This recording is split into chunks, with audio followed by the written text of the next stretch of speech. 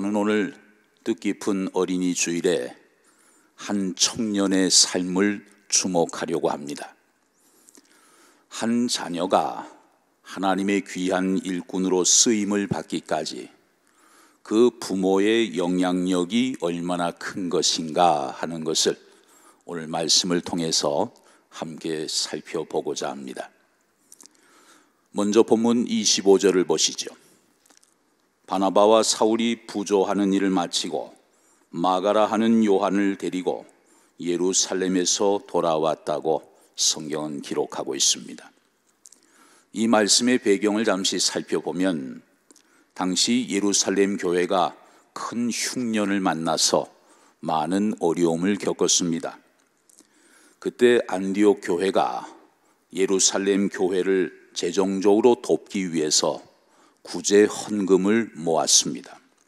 그리고 그 헌금을 전달하기 위해서 안디옥 교회의 담임 목사인 바나바와 또 협동 교역자인 바울이 함께 예루살렘을 다녀오게 됩니다.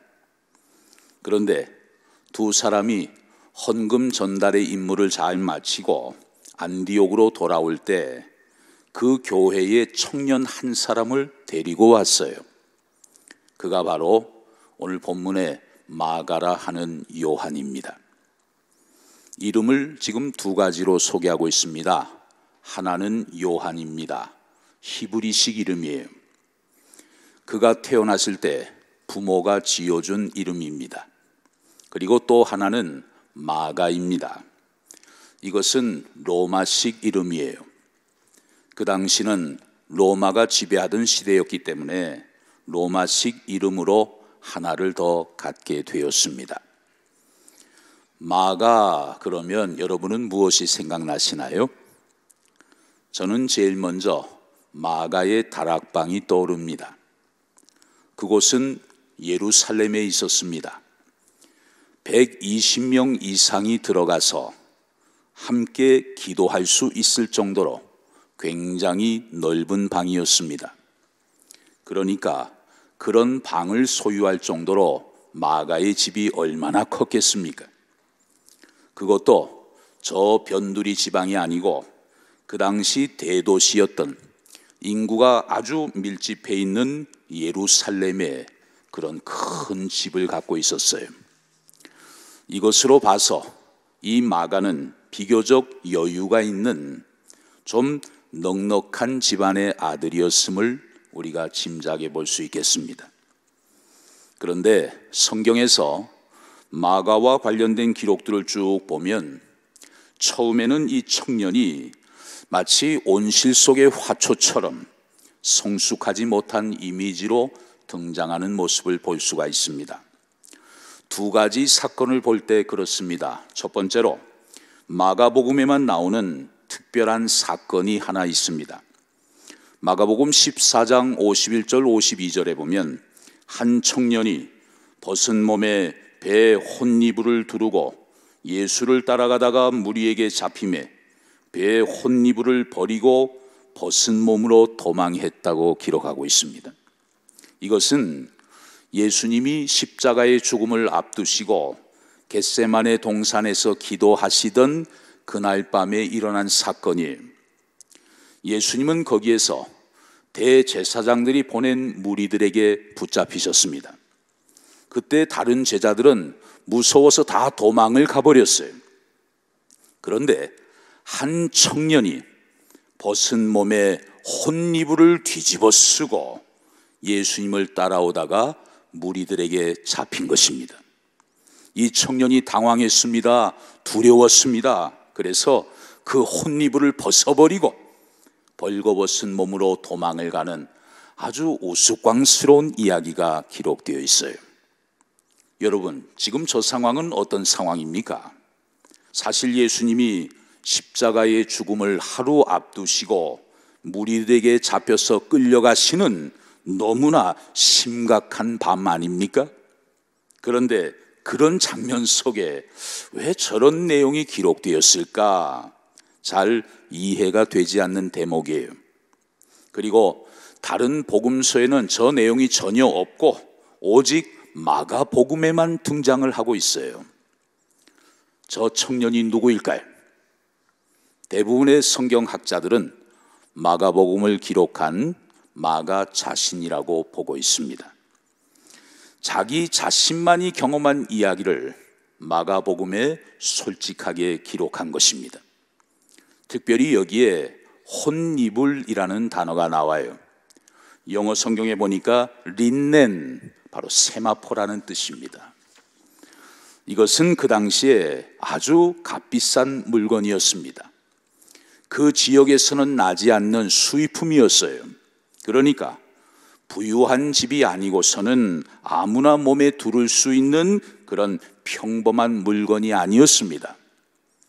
그래서 비교적 여유가 있는 집안의 자녀였던 마가였을 가능성이 크다, 학자들은 이렇게 보는 것이죠. 만약 그게 사실이라면 이 마가는 아주 젊은 시절 겟세마네 동산에서 예수님과 가까이 있었던, 예수님을 직접 목격한 증인이라고 볼 수 있겠습니다. 그리고 또 하나의 사건이 있었습니다. 그날 밤으로부터 한 10년쯤 지났을 때의 일입니다. 본문에 나온 것처럼 예루살렘에 살던 마가는 바나바와 바울을 쫓아서 상당한 거리가 떨어져 있는 안디옥 교회에 따라왔습니다. 거기서 교회를 함께 섬기다가 어느 날 바나바와 바울이 떠나는 역사적인 첫 번째 선교 여행에 이 마가가 수행자로 따라 나서게 돼요. 그런데 밤빌리아 지방의 버가라는 곳에 이르렀을 때 무슨 영문인지는 모르지만 이 젊은 청년 마가가 선교 도중에 집으로 그만 돌아가 버리고 말아요. 그것도 출발지인 안디옥 교회로 돌아간 것이 아니고 자기의 본가가 있는 예루살렘으로 돌아간 것입니다. 이 사건을 성경은 이렇게 증언합니다. 사도행전 13장 13절에 보면 바울과 및 동행하는 사람들이 바보에서 배 타고 밤빌리아에 있는 버가에 이르니 요한은 그들에게서 떠나 예루살렘으로 돌아갔다고 말씀합니다. 여기서 요한은 앞에서 말씀드린 마가라 하는 요한, 바로 그 청년을 가리키죠. 한마디로 마가는 선교지에서 도중 하차하고 말았습니다. 자기의 임무와 사명을 끝까지 완수하지 못한 너무나 무책임하고 철이 없는 도시 청년의 모습을 보게 됩니다. 도대체 마가는 왜 그랬을까요? 이 피 끓는 청년 마가가 선교 도중에 왜 선교지를 떠나서 돌아갔을까요? 여러 가지 견해가 있지만 일반적으로는 부잣집 아들로서 큰 고생 없이 곱게만 자랐기 때문으로 보고 있습니다. 선교 여행 경험해 보신 분들은 잘 아시겠습니다만 집 떠나면 얼마나 고생이 많습니까? 잠자리가 많이 불편하지요. 또 먹을거리 자기가 원하는 대로 먹을 수도 없습니다. 게다가 그 당시의 선교 여행은 참 고달픈 여행이에요. 무슨 자동차가 있는 것도 아닙니다. 짐승 몇 마리에다가 짐을 가득 싣고 산맥을 넘어야 하고 강을 건너야만 했어요. 그리고 언제 어떤 사람들이 들이닥쳐서 자기들의 소지품을 빼앗아 갈지도 모르는 그런 위험천만한 일정들이 계속 이어졌을 것입니다. 그리고 말라리아 같은 전염병이 당시 그 지역에도 창궐하고 있었습니다. 이런 열악한 선교 환경, 거기다가 떠나온 집에 대한 그리움, 향수병, 이런 것들이 범벅이 돼서 마가가 그런 철없는 행동을 했을 것이라고 학자들은 봅니다. 그런데 여러분, 이러한 마가의 미숙함, 다듬어지지 않은 그의 삶은 그 후에 완전히 180도 바뀌어지게 돼요. 나중에 마가는 사도 베드로의 귀한 동역자가 되었습니다.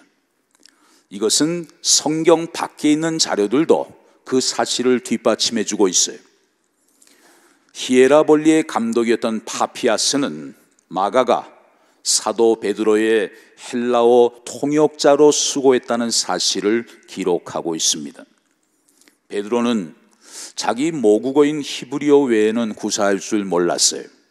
그래서 통역자가 항상 필요했는데 마가가 옆에서 그 역할을 감당해 주었습니다.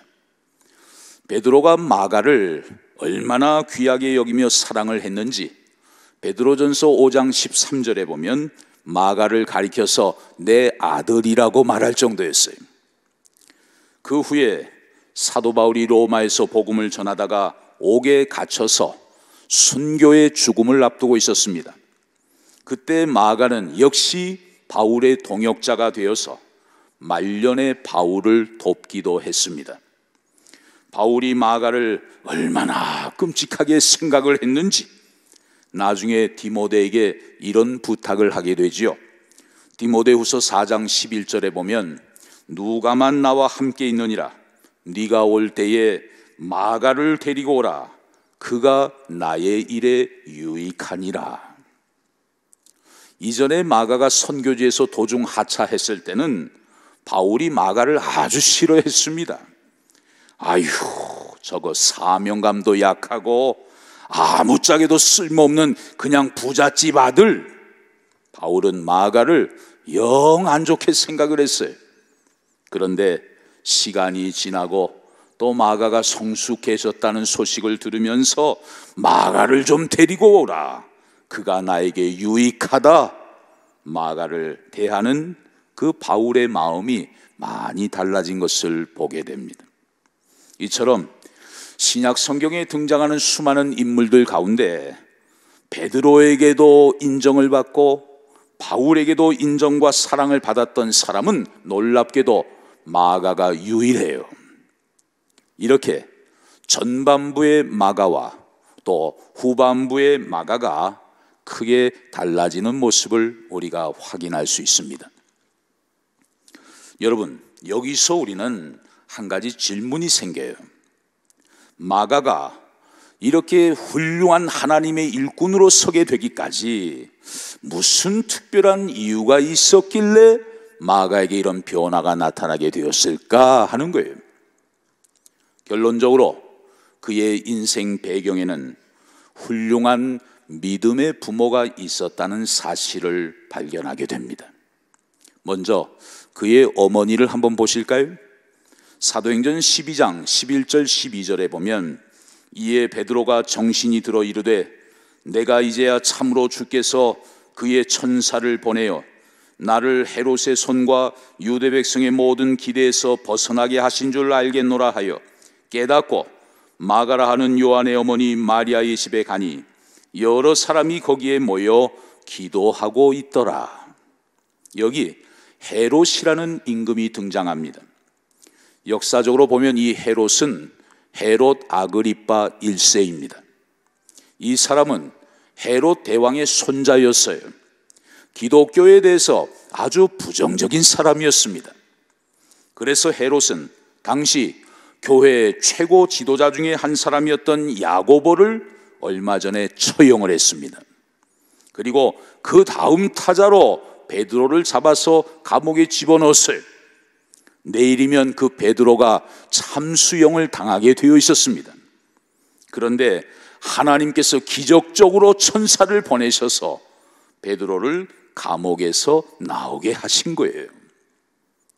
감옥에서 탈출한 베드로가 제일 먼저 찾아간 집이 어디입니까? 바로 마가의 어머니 마리아의 집이었어요. 마가의 다락방이 있는 바로 그 집이었습니다. 갔더니 거기에 그리스도인들이 모여서 베드로를 위해서 함께 기도를 하고 있었어요.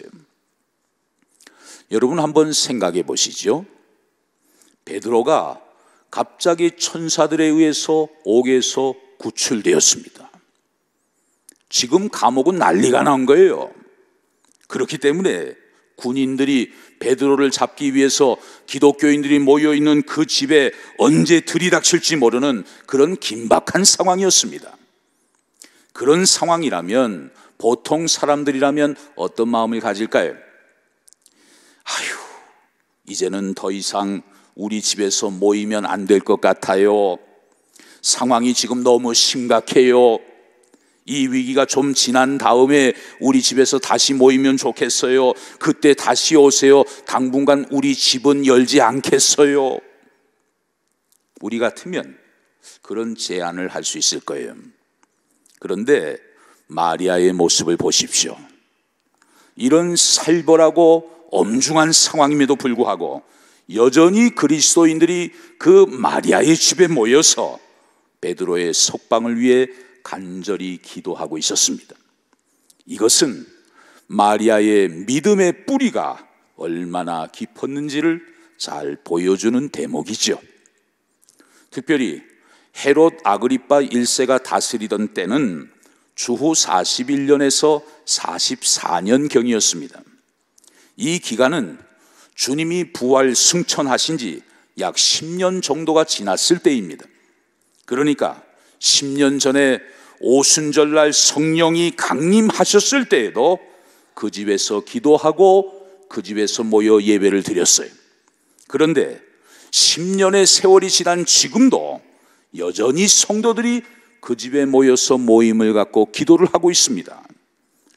정말 마리아의 신앙이 얼마나 바닷속처럼 깊고 주님을 향한 사랑이 얼마나 뜨거웠는가 하는 것을 우리가 충분히 짐작할 수가 있어요. 그런 어머니에게서 나온 아들이 누구예요? 바로 마가였어요. 마가. 이쯤 되면 여러분의 마음속에는 또 하나의 질문이 생길 것입니다. 야, 마가의 어머니가 그렇게 훌륭하셨구나.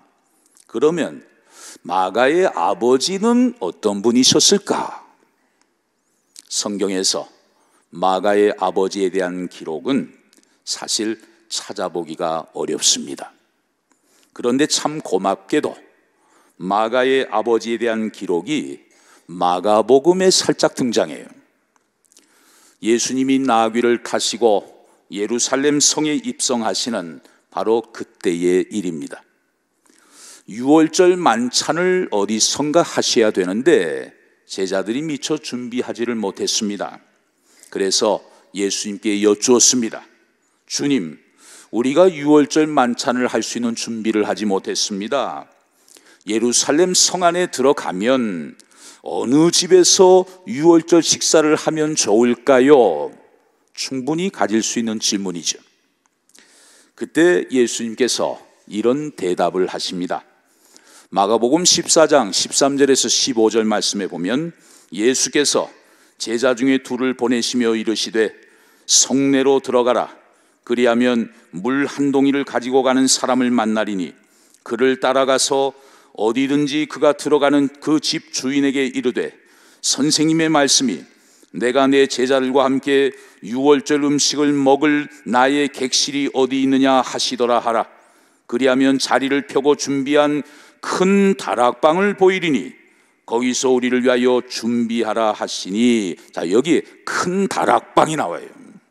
바로 마가의 다락방이죠. 여러분이 잘 아시는 것처럼 예수님이 십자가의 죽음을 당하시기 전날 밤 제자들과 최후의 만찬을 하시고 또 제자들의 발을 씻어 주셨습니다.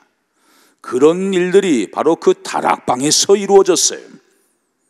성으로 들어가면 물동이를 지고 가는 사람을 만날 것이니 그를 따라가라.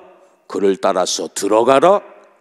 그래서 제자 2명이 예수님의 말씀대로 그 집 안으로 들어갔습니다. 그리고 그 집 주인과 대화를 시작하게 돼요. 그 집 주인, 헬라어 단어를 보니까 오이코 데스포데스라는 단어를 썼습니다. 이것은 남성 명사예요. 그 집에 성인 남성 가장을 뜻하는 단어예요. 지금 제자들이 어머니 마리아와 대화한 것이 아니었습니다. 어린 청년 마가와 대화한 것이 아니었습니다. 그 집 주인 남자와 대화를 한 거예요. 그래서 그 집의 주인이 우리 집에서 유월절 만찬을 하십시오. 그렇게 허락을 해 준 거죠. 그 집 주인은 과연 누구일까요? 마리아의 남편, 바로 마가의 아버지였습니다. 우리는 아직 그분의 이름을 모릅니다. 그리고 그분에 대한 기록은 저 사건 이후에 전혀 나타나지 않습니다. 그런 것으로 봐서 마가의 아버지는 젊은 나이에 일찍 세상을 떠나신 것으로 학자들은 추측하고 있습니다. 그러나 단 한 번도 만나본 적 없는 예수님과 그의 제자들을 위해서 자기 집에 다락방을 유월절 만찬 장소로 제공을 했던 사람, 그래서 그 이후에 놀라운 일들이 그 집에서 계속적으로 일어날 수 있도록 그 첫 번째 단추를 꿰었던 장본인, 그가 바로 마가의 아버지였어요. 그 가장의 훌륭한 믿음과 섬김은 아내에게로 이어졌습니다. 그리고 그 부부의 아름다운 신앙과 그 섬김은 그의 아들 마가에게 자연스럽게 전수되었던 것입니다. 여러분, 우리가 다른 것은 잘 모르지만 마가의 배경을 살펴볼 때 마가는 적어도 믿음의 뿌리가 깊은 부모로부터 큰 영향을 받았습니다. 비록 중간에 가벼운 행동도 있었습니다. 그리고 철없는 미숙한 처신도 있었습니다. 그러나 이러한 가정의 신앙적인 배경이 마가의 믿음의 저력이 되었어요. 잠시 한때나마 여기저기 방황을 하고 지멋대로 행동하는 일들도 있었습니다. 그런데 하나님의 시간이 되니까, 하나님의 때가 되니까 지난날 가정에서 받은 신앙적인 영향력과 감화력이, 그것이 구심력이 되어서 그 방황하는 자식을 다시 제자리로 돌아오게 했던 것이죠. 나중에 마가는 마가복음의 기록자가 되었습니다. 그리고 베드로와 바울로부터 정말 나에게 유익한 자라고 인정을 받는 귀한 동역자의 반열에 오르게 되었습니다. 전승에 의하면 이 마가는 저 아프리카에서 복음을 전하다가 붙잡혀서 동물의 뒤에 매달려 끌려다니는 고충을 당하다가 결국 순교의 제물로 바쳐졌다는 그런 기록이 남아 있어요. 사랑하는 성도 여러분, 오늘 어린이 주일을 맞이하면서 특별히 우리의 자녀들을 돌아보게 됩니다. 설령 우리 자녀들의 모습이 우리가 지금까지 기도해왔던, 그리고 기대해왔던 그 모습에 아직 미치지 못할 수도 있습니다. 그러나 낙심하지 마십시오. 오히려 희망을 가지십시오. 철없던 한 젊은이가 결국 위대한 하나님의 일꾼으로 쓰임받게 되기까지 그 배경에는 훌륭한 신앙의 부모가 있었습니다. 저들의 헌신이 있었습니다. 우리가 믿음의 부모로서 내 사명의 자리를 잘 지키면서 나의 선한 책임과 의무를 충성스럽게 잘 감당해 나아갈 때 저 경거망동했던 청년 마가를 하나님이 잘 다듬으셔서 갈수록 멋진 작품으로 만들어 주신 것처럼 그 하나님이 여러분의 자녀들에게도 동일한 은혜를 베풀어 주실 줄로 믿습니다. 오늘 이 마가의 이야기가 여러분의 가정에도 펼쳐져서 여러분의 자녀들에게도 이 아름다운 일들이 많이 일어날 수 있게 되기를 주의 이름으로 축원합니다.